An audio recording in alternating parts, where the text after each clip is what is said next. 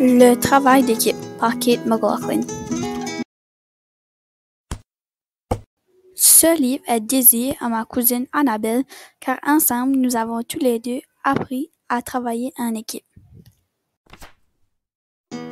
Aujourd'hui, les enfants de Mme Cornette et M. Cornichet se préparent pour leur première journée d'école. Ce sera leur première expérience à fréquenter une école avec des humains. À la demande de ses parents, Corny va donner un coup de main à sa jumelle Corniche. Elle prend toujours plus de temps à se préparer le matin. Malgré qu'il trouve sa sœur parfois désagréable de temps à autre, il sent la responsabilité de l'aider en tant que jumeau jumelle.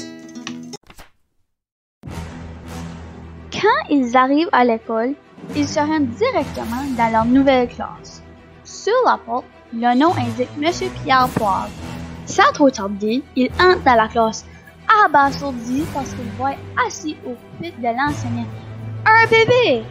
Au même moment, il entend de gros bruits provenant du corridor. Un groupe d'élèves paniqués arrive sur le seuil de la porte. « Notre enseignant est un bébé! Qu'est-ce que se passe-t-il? » Julie Melon arrive par la suite en annonçant que des bébés ont remplacé les enseignants dans toutes les classes de l'école. C'est la catastrophe! Corniche ne sait plus quoi faire. Elle sort de la classe avec Corny afin de pouvoir réfléchir à ce cauchemar. C'est leur première journée dans une école d'humains. De plus, ils ne s'attendaient vraiment pas qu'une telle situation puisse se produire. Comment vont-ils faire si tous les adultes sont transformés en bébés? Corny, Corniche et les autres élèves sont seulement des enfants. On a vraiment besoin d'adultes, pense Corny. Corniche a une idée géniale. Elle pense aller voir la directrice afin de l'informer de ce cauchemar. Mais personne ne savait où elle était. Corniche savait qu'elle était bel et bien à l'école car elle avait entendu une annonce à l'interphone lors de son arrivée annonçant la journée café gracieuseté de la directrice d'école. Où pouvait donc-elle se retrouver? Serait-elle aussi transformée en bébé? Corniche panique et Corny est stressé. Personne ne sait quoi faire. Corniche éclate en sanglots.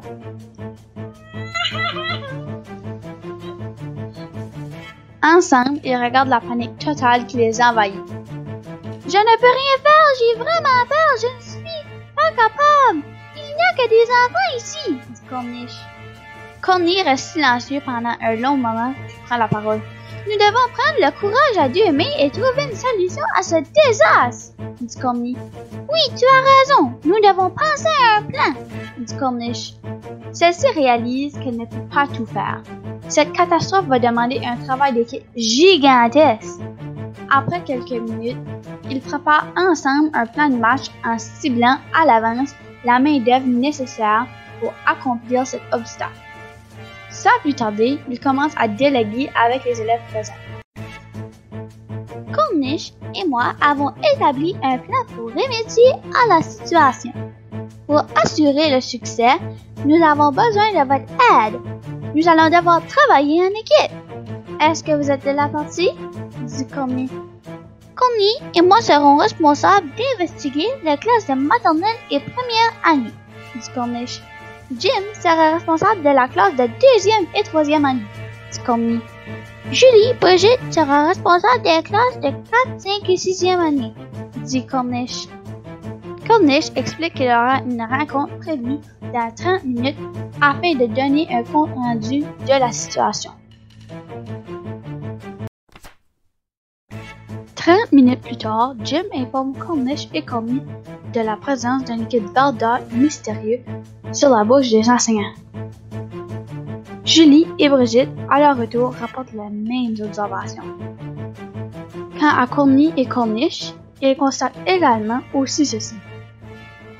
Ils peuvent donc conclure que la catastrophe rencontrée ce matin est directement liée à ce liquide verdâtre. Mais qu'est-ce que ça pourrait bien être? Et aussi, a-t-il un simple incident, au hasard, ou encore pire, volontaire? Peu de temps après, Corny et Corniche se dirigent à la bibliothèque afin de faire une recherche dans les livres de science. S'il pouvait trouver d'où provient ce liquide, il pourrait possiblement renverser ses effets sur les océans. Mais aucun résultat. Impossible de demander de l'aide à la bibliothécaire, un autre bébé. Ouf. Il décide donc de se rendre au bureau de la directrice. Cornish retrouve un livre de potions magiques sur son bureau. Bizarre.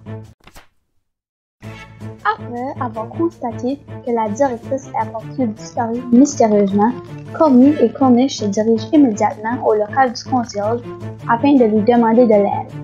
Jim, Bridget et Julie feront les autres locaux de l'école afin de tenter de trouver la directrice.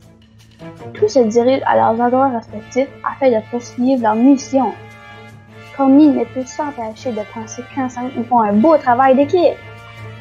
Cornish est très soulagé de ne pas se trouver seul dans ce cauchemar. Après quelques minutes, toutes les salles de l'école ont été vérifiées, mais sans résultat.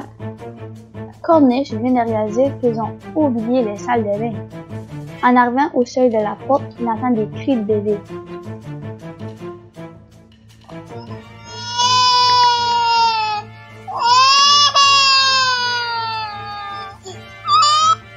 Le concierge était assis par terre avec le trousseau de clés.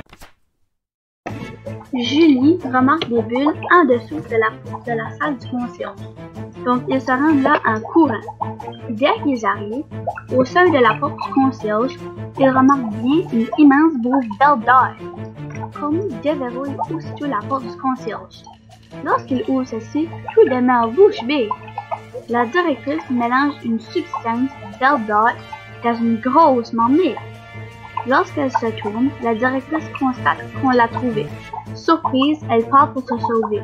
Mais le corridor était envahi d'élèves. Pas question de sortir du local. Elle était piégée. Corny demande à Bridget de téléphoner les policiers afin de les informer de la situation. Entre-temps, la directrice a tenté de renverser le liquide sur les élèves pour se sauver. Mais elle a manqué son coup. Plusieurs ont été choqués encore plus de son geste malfaiteur et ensemble l'ont poussé dans la marmite. Les policiers arrivent et apportent la directrice en prison. Oui, en prison. Et elle y restera pour longtemps. Entre-temps, Corny et Cornish ont pu renverser les effets du liquide vert d'or avec le livre trouvé dans le bureau de la directrice. Ils ont distribué ce liquide à Bridget et Julie. Ils ont fait le tour des classes afin de s'assurer que tous les enseignants boivent ce nouveau liquide. Tous ont retourné à la normale. Ils ont remercié les élèves responsables.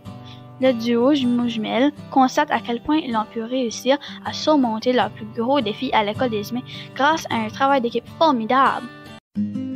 En travaillant en équipe, on est capable de trouver plusieurs stratégies pour atteindre un objectif. Kate McLaughlin, élève de 6e année, école élémentaire Sacré-Cœur, Grand Sault, Nouveau-Brunswick.